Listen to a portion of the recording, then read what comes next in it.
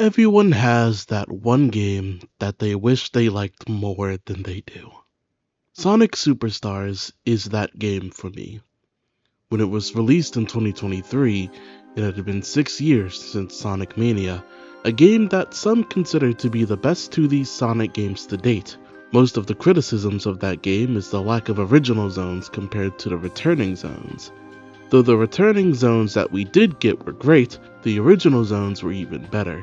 Ever since its release, I've wondered what a new 2D classic-styled game would look like, one with fully original zones, a new story, new characters, new concepts, the whole 9 yards. It wouldn't be until the summer of 2023 when I would get a glimpse of that game. When Sonic Superstars was announced, I was excited. I had grown up with the classic games, so I already had an appreciation for the classic style, further solidified by Sonic Mania, one of my favorite Sonic games. I was genuinely more excited for Sonic Superstars than I was for Super Mario Wonder. That's how excited I was for this game. Theoretically, this should be one of my favorite Sonic games of all time. Everything for me was riding in this game's favor. Even the $60 price tag didn't sway me. A new, fully original 2D classic Sonic game is exactly what I wanted, so I bought it pretty damn close to day one, if not day one, only to eventually realize that the game would not be worth the $60 price tag. Why do I think that? Well, let's talk about it.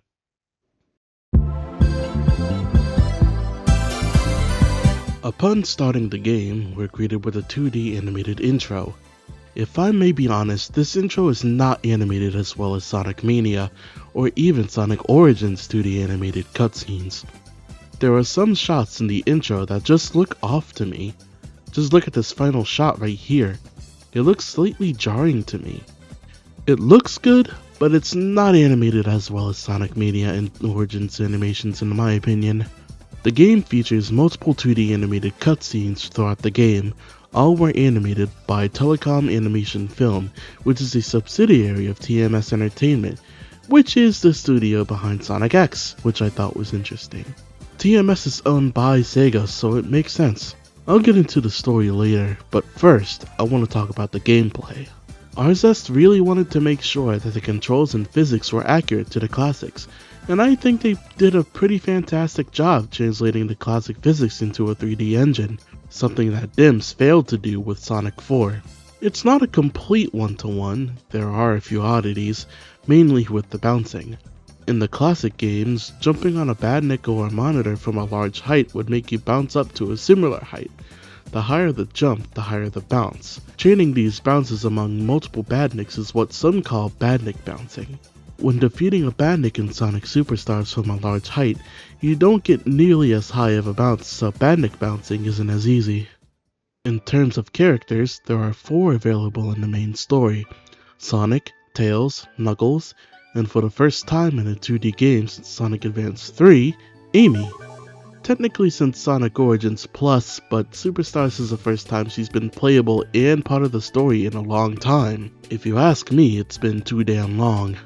Every single character has a base moveset of a spin jump and a spin dash, including Amy, but each character has their own ability to call their own. Sonic has his drop dash from Mania, Tails has his flight and his ability to hit enemies while he's flying, called the tail swipe in the manual, Knuckles has his glide and climb, and Amy has a double jump, and an increased hitbox thanks to her hammer. She can also do the hammer attack by pressing and holding the jump button in midair after a jump, similar to how Sonic's drop dash is performed. For some reason though, Knuckles' glide doesn't gain any speed the longer he's in the air, unlike the classic games, which is another one of the oddities I mentioned earlier. In the classic games, every playable character had their own campaign. You had to stick with the character you chose until the end of the game. However, in Sonic Superstars, you get to change your character at any point in the game. Some zones have character-specific acts requiring you to play a said character throughout the act. There's one character act per character. Oddly enough though, these acts can be skipped, except for Act Amy, for reasons we'll get into when talking about the story. For Sonic, Tails, and Knuckles' acts, you get an option to go to said act or go straight to that zone's Act 2. In fact, for Frozen Base Zone, you get to choose between Act 1 and Act Tails. However, which one you go to, the other act gets skipped. You need to go back to the hub world in order to choose the other act. If you choose not to skip the character acts, then you will play as every character at least once. I think Amy is the character I enjoyed playing as the most.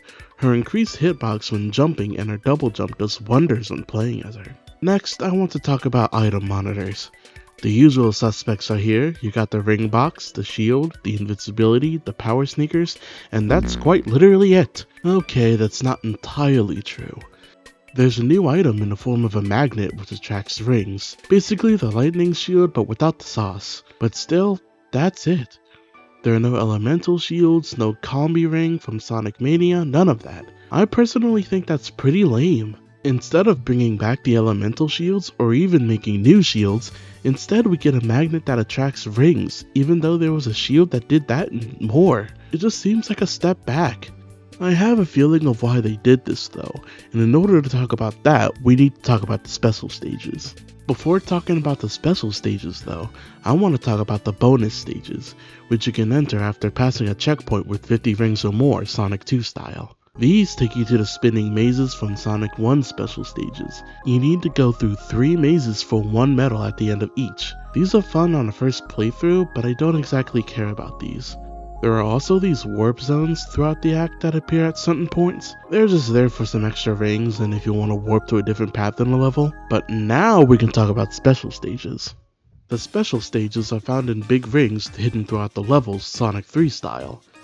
You can only collect 1 Chaos Emerald in a zone though, so no collecting all of them in Bridge Island Zone. Each classic game has had different gameplay for the special stages.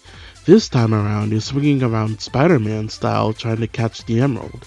Swinging on these rings gives you more of them, which you'll need because rings are the timer, just like in Mania. Some of these special stages gave me trouble on my first playthrough, but I had a much easier time with them on a replay, except for the last one which I missed because I failed to swing and it got sent to my death. Instead of the emeralds doing nothing until collecting all of them, this time each emerald has a corresponding power to it. Blue gives you Avatar, which summons a bunch of clones that attack enemies and bosses. Red gives you Bullet, which lets you air dash in any direction you want. Purple gives you Vision, which lets you jump on platforms that you can't normally see. Cyan gives you Water, which lets you climb waterfalls and swim freely underwater. Green gives you Ivy, which makes a large plant grow out of the ground, letting you go to higher routes. Yellow gives you Slow, which obviously slows down time, allowing you more time to react to hazards, and Gray gives you Extra, which gives whoever you're playing as an extra ability. Sonic gives a homing attack, Tails gets a tornado projectile, Knuckles throws a punch, and Amy throws hammers. Collecting all 7 lets you transform. I don't care if they're saying that Tails, Knuckles, and Amy get superpowers, I'm still calling them super. They're still super forms, damn it. With all of these emerald powers, they all seem pretty useful, right? Yeah, no, not really. If I'm being honest, Avatar and Bullet are the 2 most useful emerald powers. You don't need any others. Water is only useful for Lagoon City Zone, and that's quite literally it. Speaking of zones, let's talk about them. The first of which is Bridge Island Zone. I think Bridge Island is a good first zone. There are a lot of multiple pathways and a lot of space to play around with the game's controls. Plus there's some fun gimmicks like these long horizontal loops and mid-air ramps. These little light ball looking things are pretty neat as well. Act 2 even has this neat sunset background and I love it quite a bit. Good first level. Speed Jungle Zone is next and I think it's a step up. This was the level they had shown in pre-release gameplay. The video that went around showing gameplay of it used Sonic 4 Episode 2 music as a placeholder. I remember seeing different creators make their own music for this zone. I wanted to do this myself, but I couldn't think of any ideas. Anyway, I enjoyed this zone more than I did Bridge Island. Not only is it the first classic game to feature rail grinding, but you can also jump off the slopes of these rails for some major height. I did this throughout all 3 acts, which was actually really fun. This zone is home to the first character act, Act Sonic, which has you being chased by the returning Fang the Sniper, or as he's officially called now, Fang the Hunter. Overall, another good level with lots of fun fast moments, and some fun platforming as well. Before moving on, I want to mention the fruit axe. Some zones have these fruit axe that cost 1 fruit to enter. Fruits and metals can be found throughout the levels, and act fruits are meant for grinding these metals. Bridge Island is the only one I bothered playing just to show it off. There are also these golden enemies with one hiding in each act. Destroying them gives you a medal. I'll explain what the medals are for later. Going back to the zones, next up is Sky Temple Zone. This is one of 3 single act zones. They come after the zones with character specific acts. To make up for some zones having 3 of them, these zones have 1 long act. This zone actually reminds me of Angel Island Zone from Sonic Advance 1, but appearance is where the similarities end pretty much. I do like this zone, but not as much as Speed Jungle. The music is the best part about it.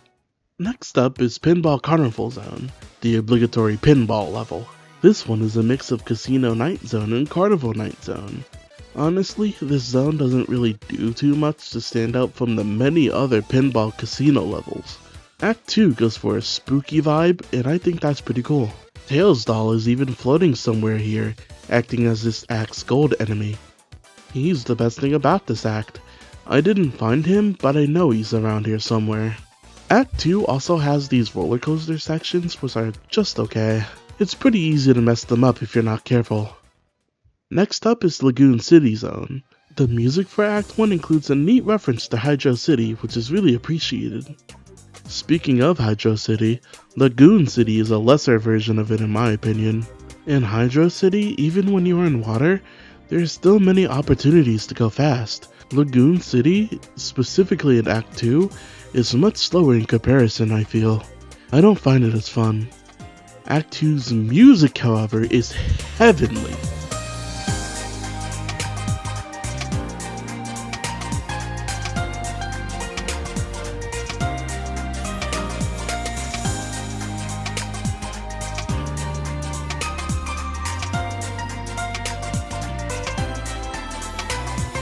Genuinely, it's the best track in the whole game, and some of T-Lup's best work in a Sonic game.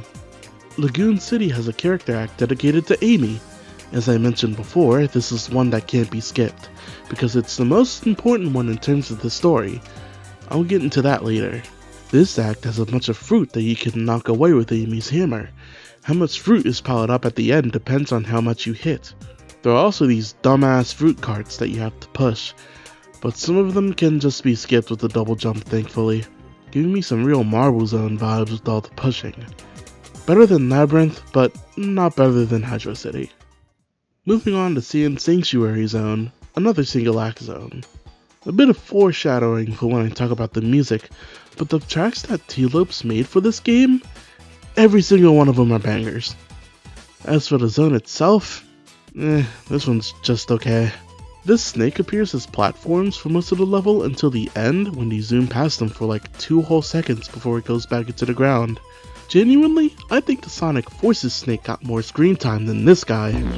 That being said, it's the second best sand level in a classic styled Sonic game. Mirage Saloon Zone beats it. Press Factory Zone is next, and it's probably the most generic looking zone in the game. It really just is generic industrial level in my eyes. I don't really have much to say about it.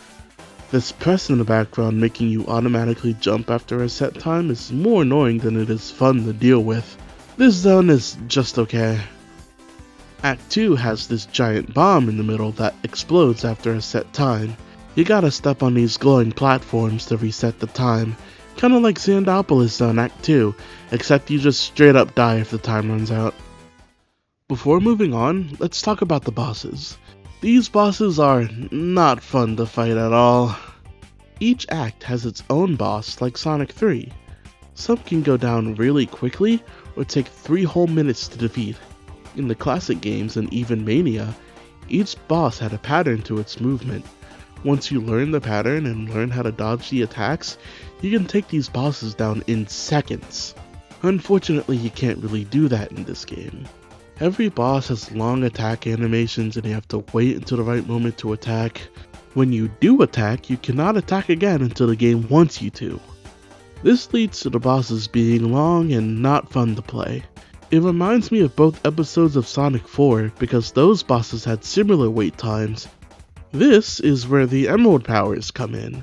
Avatar and Bullet are the best powers for these bosses, especially Avatar. Another foreshadow for the music, but the early main boss music is terrible, but we'll get to the music soon enough. For now, let's just keep going on to the next zone, Golden Capital. Honestly, this is the point of the game when I start having less fun, but it's not awful to play though. We'll get into that can of worms later. Golden Capital is my least favorite zone in the game. And no, the fact that the stage design uses previously unused concepts from the classic games does not save it for me. This zone gives Knuckles his own act, and it's also my least favorite character act as well. For what it's worth, it does feature an interesting end cutscene, but I have quite literally no idea what it means. Act 2 is mostly an auto-scroller in a Sonic game, so it's not good. It's the Sky Chase level but without the plane basically. It is the worst act in the game, and it takes so damn long to get through. And the fact that the boss controls entirely like this is even worse, and I hate it. It's the worst boss in the game, and I can say that with sincerity, because if you die to this boss, you have to do the entire section all over again. This is not fun. At least the setting is unique, but that doesn't save this level from being the absolute worst. It's not Labyrinth Zone bad, but it's pretty dang close. Thankfully, the next zone, Cyber Station, is my favorite level in the game. We've seen cyber-themed levels throughout the franchise before, but this game goes hard with it. Each character even gets their model changed to be made out of voxels, and I love it. I played through it as Knuckles, but every character looks great like this. There's also this neat gimmick where you transform into something else and your controls and abilities change. You turn into a squid, letting you swim around in the air, and you can even do a short dash by pressing the jump button. You also get turned into a mouse, letting you slide across these lines. It reminds me of that minigame from New Super Mario Bros. DS. No, not that one, this one. The last thing you turned into was a rocket. This section is fun, but I took it safe and avoided the speed boost, because it's pretty easy to run into a wall and die if not careful. I'm sad that this is a single act zone because I really wanted more of it. The boss of this level is just some small robot guy. This guy has significance, but I'll talk about that later. This is one of the few bosses I actually enjoy. Despite having the same problems as the other bosses, you're constantly moving forward instead of just standing there waiting for a chance to attack. Let's move on to Frozen Base Zone, the second to last level of the game. This has the skip I was talking about earlier. The zone itself is nothing to write home about, except for Act 2, but we'll get into that. Act 1 features these conveyor belts throughout the whole act, and you need to hit these switches in order to change the direction. Just change the direction to the optimal direction and you'll be fine. Be careful though, because you can get frozen. The Act 1 boss isn't that bad either, but it can be pretty rough because the knockback can send you right off the edge, so be careful. Tails gets his own act this time, my favorite Sonic character, but unfortunately it doesn't really do much in terms of the story. At the end, he does put his big brain to the test and builds a recreation of Eggman's various Eggmobiles. Sonic gets the one from Sonic 1, Tails gets the one from 2, Knuckles from 3, and Amy from CD. This is used for Act 2, which references Fantasy Zone. I've never played Fantasy Zone, but I know it's a pretty neat Sega reference, like how Mania referenced Puyo Puyo. Finally, home stretch, last zone of the game, Egg Fortress. I won't lie, it's a pretty underwhelming last zone in my opinion, with some pretty lame gimmicks as well. You'll encounter some anti-gravity sections that you just move so slowly in. You can attach yourself to the wall and jump off to get some speed, but it's just better to take it slowly because it's easy to get hit by the lasers if you jump around like that. There are also these rising spinning platforms that you have to take, and these are also pretty lame, I'm being real. At the end of Act 1, Eggman somehow reverses time. Without the time stones? Literally, this was never explained how he could just do this, and he could just do it now, I guess. There's no way he used the Chaos Emeralds. By this point in the playthrough, I had them all, and there's no Phantom Ruby in sight. He just does this. Now, for Act 2, you have to replay Act 1, but literally backwards. since this is pretty much Act 1 mirror mode, all of the problems I had with it apply here as well. And finally, we've made it, the final boss. I had a much better time with the boss when I played it again for the video, but when I first got this game, oh man. My first playthrough of this boss probably took like an hour. I don't think it took that long, but it definitely took me some time to complete.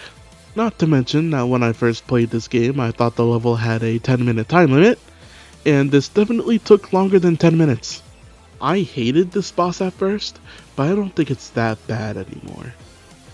So, that was all of the game stages, and if I had to rank each one from least to most favorite, it would be Golden Capital, Frozen Base, Press Factory, Egg Fortress, Lagoon City, Sand Sanctuary, Pinball Carnival, Sky Temple, Bridge Island, Speed Jungle, and then Cyber Station.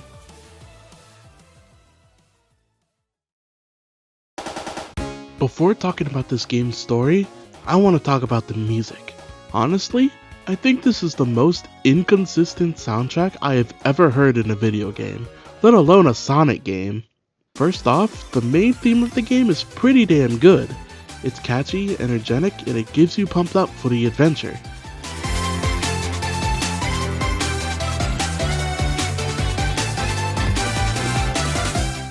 Before talking about the rest of this game's soundtrack, we need to talk about Sonic Mania's soundtrack. Mania's soundtrack was composed and arranged mostly by T-Lopes. He gave his all for this soundtrack for both the remixes and the completely new tracks. Each and every track was made in his own distinct style, giving the entire soundtrack a good sense of consistency that comes with the soundtrack being composed and arranged by one person. Sonic Superstars, on the other hand, is a cooperative effort with each composer having their own distinct composing styles and their own distinct arranging styles, and it all leads to a final product that doesn't have any consistency, because not only do certain zones have different composers, but certain acts in the same zone have different composers as well. Remember how in Sonic 3 and Knuckles and Sonic Mania, the Act 2 version of the track was basically the same as Act 1 but with a different arrangement? Think of Hydro City, for instance. Both versions of the music have similar progression and similar melodies, but the way in which the melodies are arranged are different. Act 2 is a more fast-paced version of Act 1. Sonic Mania followed the same philosophy. This is how I prefer the distinction between Act 1 and 2 to sound in Sonic games. In Sonic Superstars, the only zone that follows this is Bridge Island. Technically Pinball Carnival as well, because Act 2 includes a reference to Act 1, but it is mostly a different track besides that. For every other track, there is no similarity. Look at Speed Jungle, for instance. Act 1 is made by T-Lopes, but Act Sonic and Act 2 are made by completely different people. This leads to neither track sounding even remotely similar.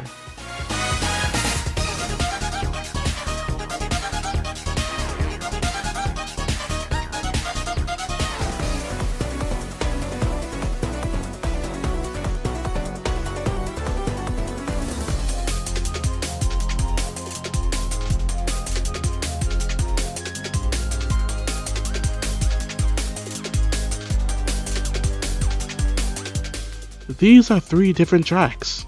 Same goes for Lagoon City. All 3 acts have different composers, which leads to neither of them having any sense of cohesion. Not to mention the sudden whiplash of switching between songs that sound like this to a song that plays like this to a song that plays like this. It all makes up a soundtrack that doesn't know what it wants to be, and it doesn't help that some tracks sound like something that could fit right in Sonic Mania, and some tracks are a good fit for Sonic 4 Episode 3. Bless Jun Senoi's heart, but if they make another classic-styled game, which isn't likely after this, either commit to the actual instruments, or just don't be involved, because the fake-ass Genesis synth does not sound good. Senoi knows how to make good compositions, but it doesn't matter when it sounds like Sonic 4. and the fact that the second half of the game is full of Sonoe does not help. The major boss music in the early game is just straight up terrible as well. I'm not even gonna explain why, just listen to it for yourself.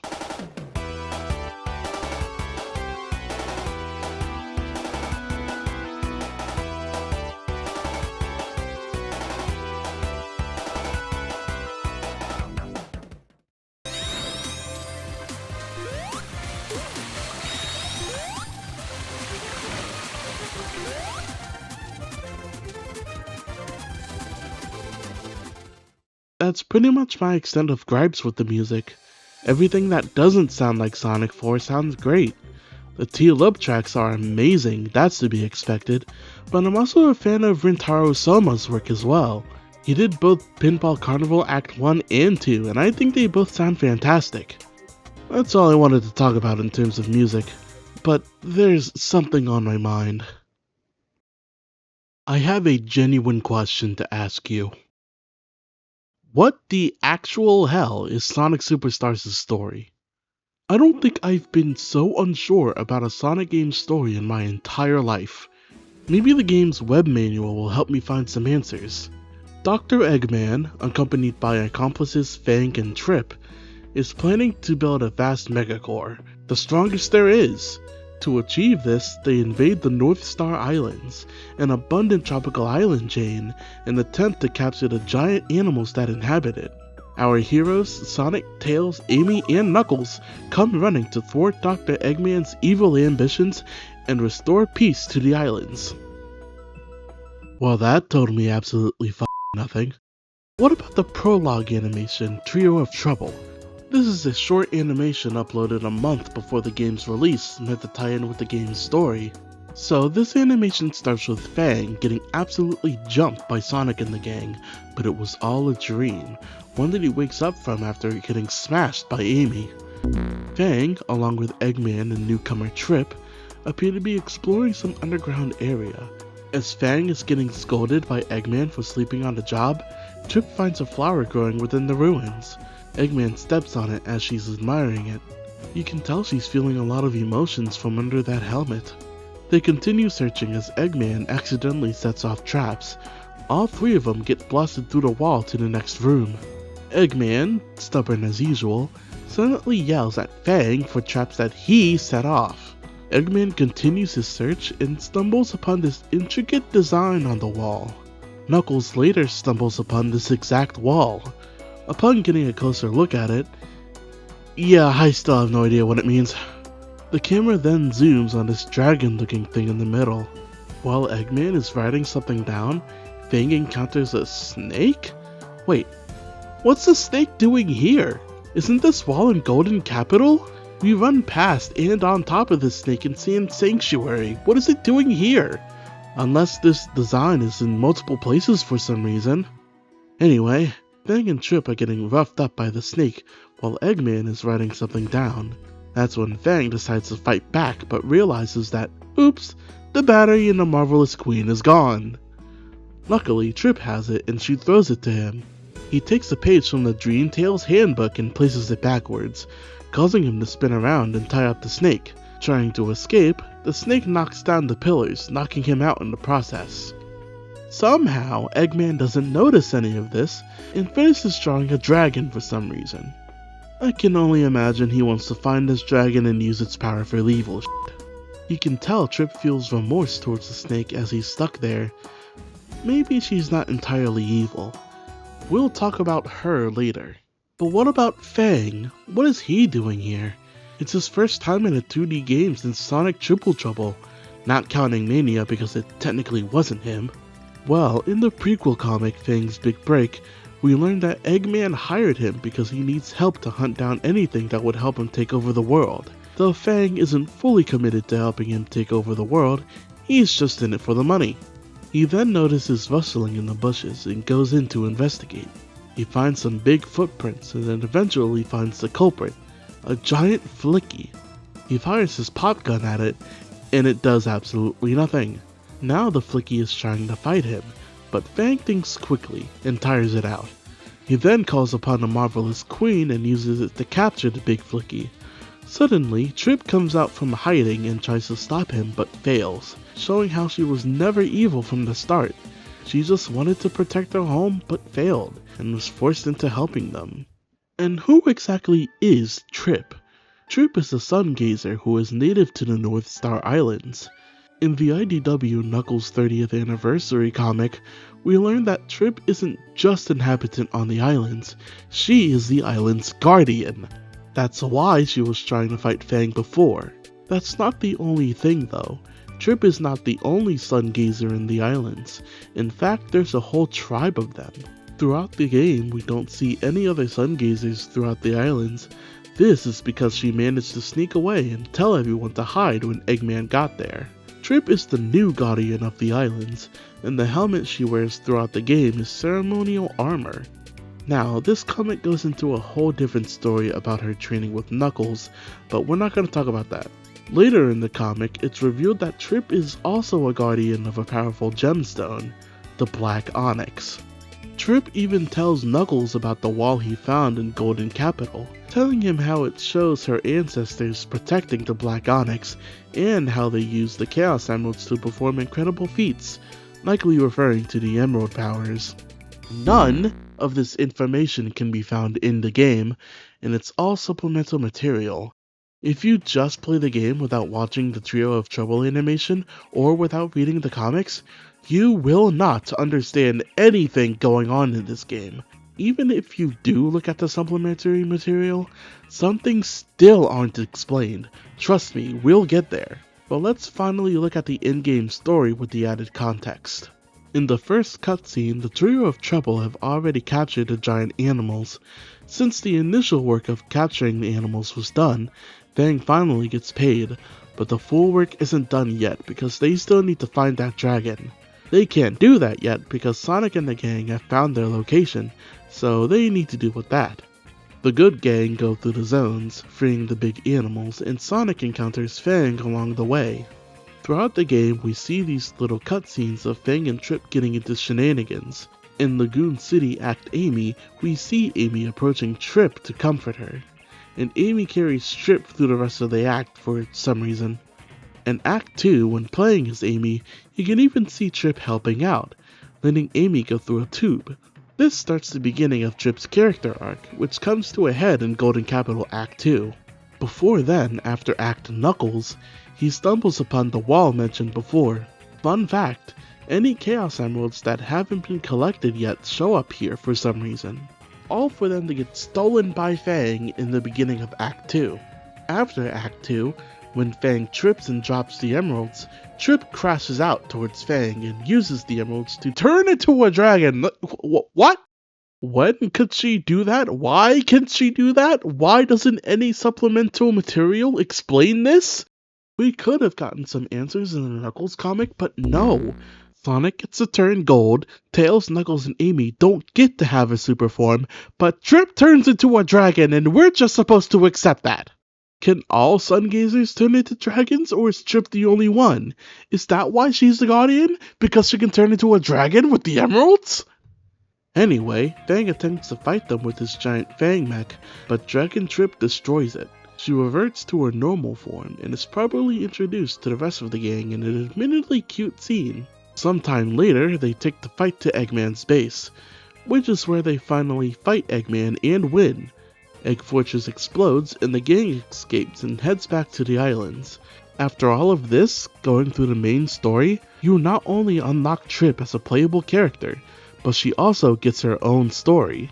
At this point during my playthrough of the game, I was really quite enjoying myself. Sure, the heights achieved in this game don't quite reach the heights of Sonic Mania for me, but what was there I thoroughly enjoyed. Trip's story, however, is when any goodwill I had for this game went out the window. When I first played this game, Trip's playthrough was my least favorite part of the game, and after replaying it for this video, I can confidently say that this has not changed. Trip's story is not only the worst part of this game, but quite possibly the second worst experience I've had with a Sonic game, only beaten by that stupid ass Master King Coco trial from Sonic Frontiers Final Horizon, which was released around the same time as Superstars. I hated playing Trip's story the whole way through. There was no fun to be had during this playthrough, and you know damn well I'm gonna tell you why.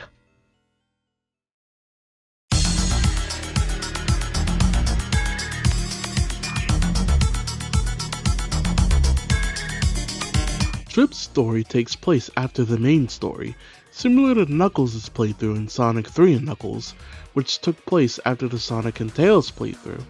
Just like Knuckles' playthrough in that game, Trip's story is a more difficult experience than the normal playthrough in this game.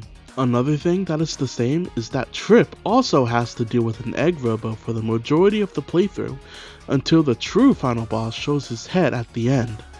However, there is one thing that's different. In Sonic 3 and Knuckles, the level design remains the same across both playthroughs. However, Knuckles has his own pathways that he takes throughout the levels. The level design in these pathways are tricky but fair. Trip's story takes the level design from the main story and makes some edits to it to make use of Trip's ability. She can do a double jump like Amy, but she becomes spiky and uses that spikiness to attach herself to walls, just like the pink spike wisp from Sonic Colors. That by itself doesn't sound too bad. You might be wondering then, why exactly do I hate Trip's story? Because not only did they make edits to the level design, but they also place enemies and hazards everywhere.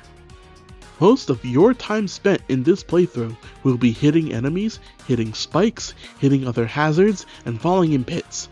I am actually so glad that they did take away lives in this game, because I guarantee you, I would be getting multiple game overs from the absolute level of bullshittery going on in this playthrough. Hit after hit, ring loss after ring loss, it gets so annoying! It's not even the massive amounts of enemies and hazards. That's pretty much just given in a playthrough that's supposed to be a harder adventure. The problem is that I can't see them coming. The camera is way too zoomed in for how fast you are going. If they zoom the camera out even a small amount, I would be able to see these hazards coming, and therefore I could dodge them easily. However, they will put hazards in the most stupid of places, which leads me to get hit multiple times and sometimes leads me to death. And if you thought it couldn't get any worse than that, then you are dead wrong. You want to know what they decided to do with the bosses? Bosses that I thought were already too long? They made them even longer. That's right, they increased the number of hits needed to defeat them.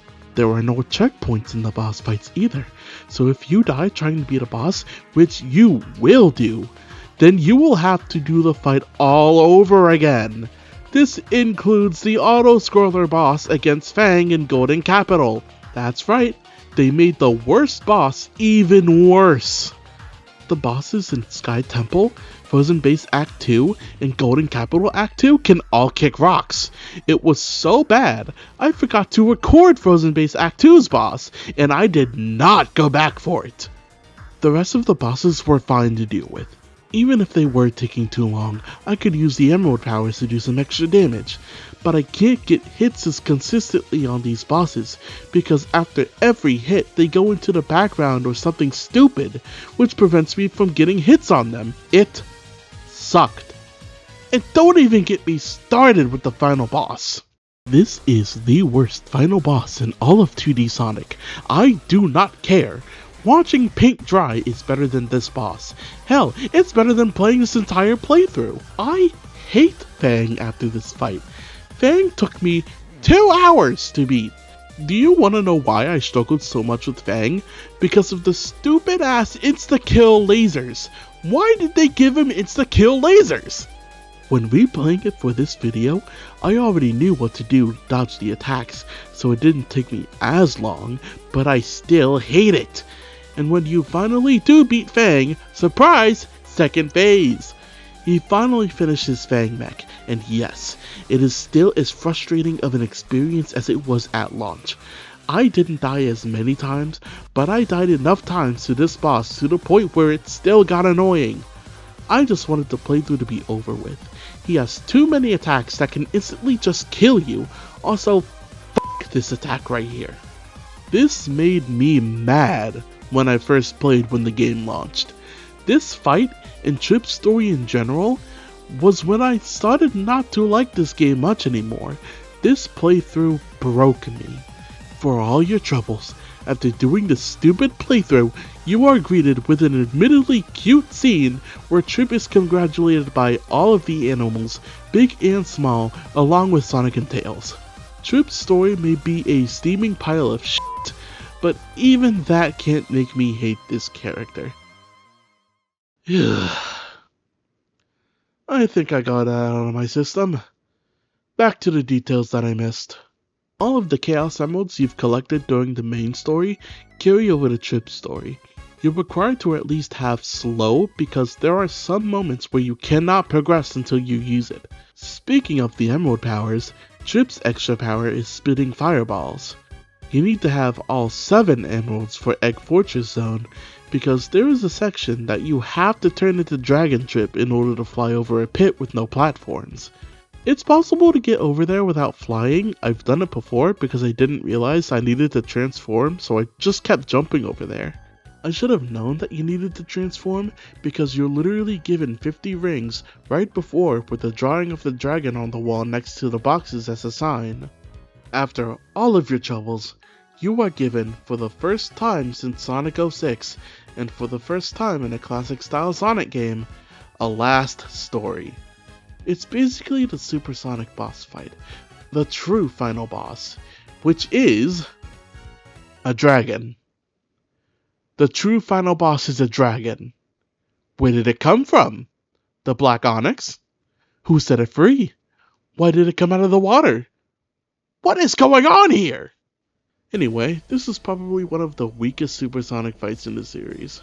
It is a neat idea, but it just comes out of nowhere. Sure, we had gotten hints of this dragon in the Trio of Trouble animation, but there was no signs of this thing actually emerging.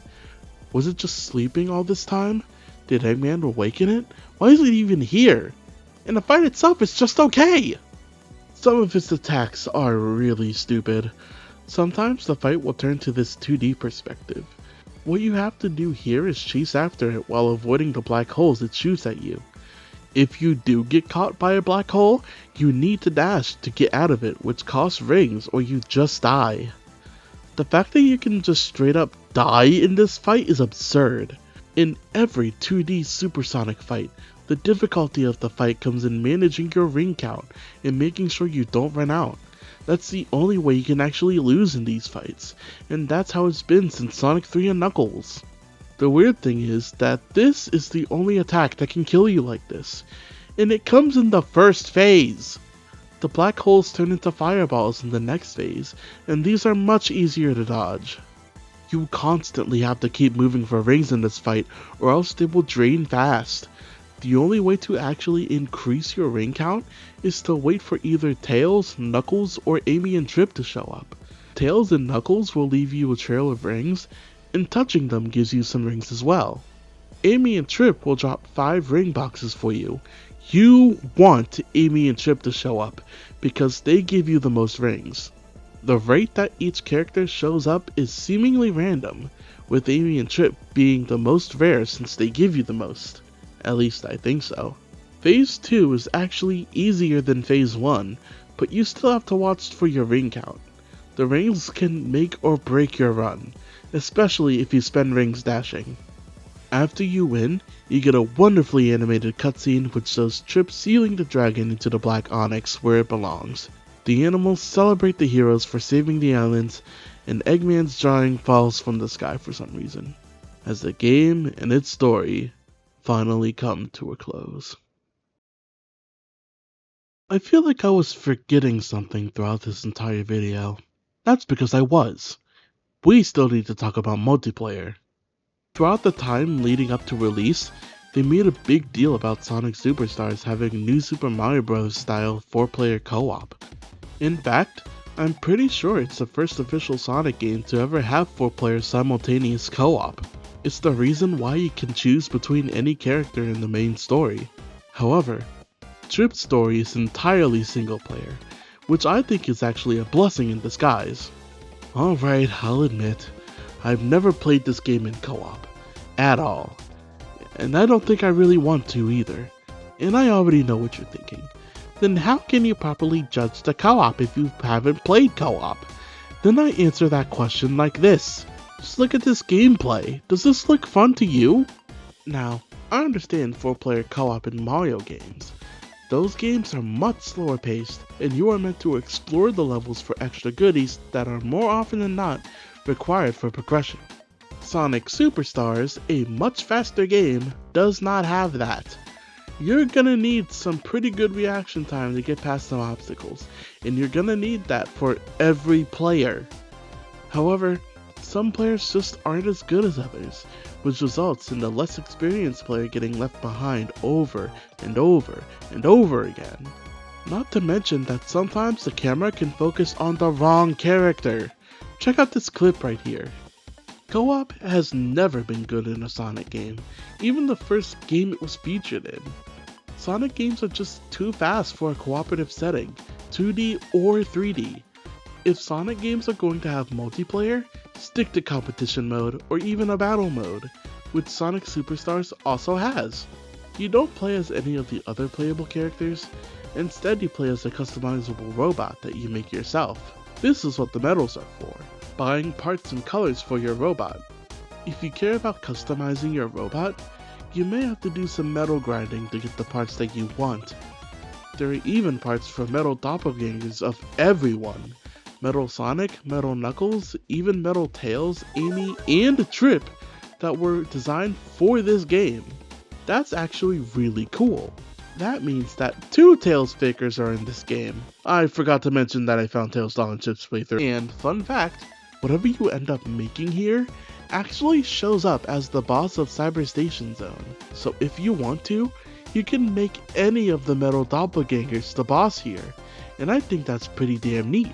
It's a shame I don't actually care about playing the battle mode, which has a few game modes to choose from, but I just don't care for it really, so that's all I'm gonna say about it.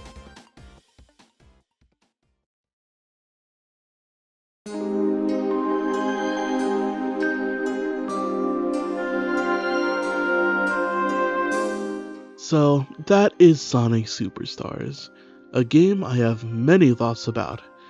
Its highs were pretty high, but its lows were really low. The beginning of the game was very promising, with a good set of first few zones. However, the game would fall off once Golden Capital came around. It would pick back up in Cyber Station, but fall off once again towards the end, all to unlock a playthrough that is perhaps some of the worst experiences I've had with a 2D Sonic game. And I love 2D Sonic. Sonic 1, Sonic 2, hell, even Sonic CD has its merits. And Sonic 3 and Knuckles and Mania are in my top favorite Sonic games of all time. Sonic Superstars doesn't feel like a proper follow-up to Sonic Mania for me. In fact, I think it ultimately takes away from Sonic Mania without adding anything of value. They get rid of the elemental shields and replace them with emerald powers, in which most of them are useless. They get rid of the combi ring item and replaces it with a magnet power-up that attracts rings, a poor man's lightning shield. They give Sonic the drop dash, but they don't even give me the option to use the insta shield or the super peel out. There's no fun cheats like the level select or a sound test or a debug mode here either. The game even reuses Mania assets like the menu sound effects and the Act Clear jingle. Could they not make a new jingle? Perhaps one that references the main theme of the game? I think that would be cool. If it ain't broke, don't fix it, I guess, but still. I even thought that maybe I was just getting tired of 2D Sonic. But that's not the case, because the recently released Sonic Galactic demo is amazing. It's everything I would want in a new 2D Sonic game. Going back to Sonic Superstars though, that's without even mentioning the visuals. The game looks good, sure. It's better than Sonic 4 Episodes 1 and 2, but we've seen what a 3D classic styled game could look like with Sonic Generations, which looks better than Superstars in my opinion, despite releasing 12 years before it. A classic game with Generations visuals with Superstars gameplay would be amazing, but we don't have that unfortunately. What we do have is a game that I like more than Sonic 1, but not as much as Sonic 2. The fact that the OST is as inconsistent as it is does not help. Imagine if we did get a game from Evening Star, the Mania devs. Imagine if this game wasn't $60. Would I be singing a different tune if that were the case? I think I would be. However, if we do ever get a new classic Sonic game, I think it's not too much to ask for a game with Generations quality visuals with Mania quality gameplay. We'll just have to wait to see what the future holds. What the present holds though is Sonic Superstars, a game I thought would be a slam dunk, but unfortunately is a fumble. It's a game I wish I liked more than I do. Hello everybody, it is me, J-Romy, and thank you so much for getting this far into the video. Whether you've just stumbled across this video in the wild or came here from my music channel, then I really do appreciate you for sticking around. This is something I've wanted to do for a while now. Specifically, a video about Sonic Superstars is something I've been wanting to do for a while. If you've made it this far, then thank you so much. I really want to do more long form content like this going into the future. I will see you guys next time I decide to make a video like this. I'm not sure what game I'm gonna make it about next, if I even make it about a game. Who knows? I may sprinkle in some other gaming topics in there, mostly about Sonic probably. I'm not sure, but yeah. Thank you so much for watching. I hope you enjoyed. My sincerest apologies for my audio quality. I know I don't have the best mic, but I hope in the future I'll be able to get a better one. I do apologize for if I, stumble all over my words or something, or if in the main video I talk too slow, or I talk too fast, or my speech sounds slurred. I'm gonna have to, it's my first time making something like this, and I'm definitely going to have to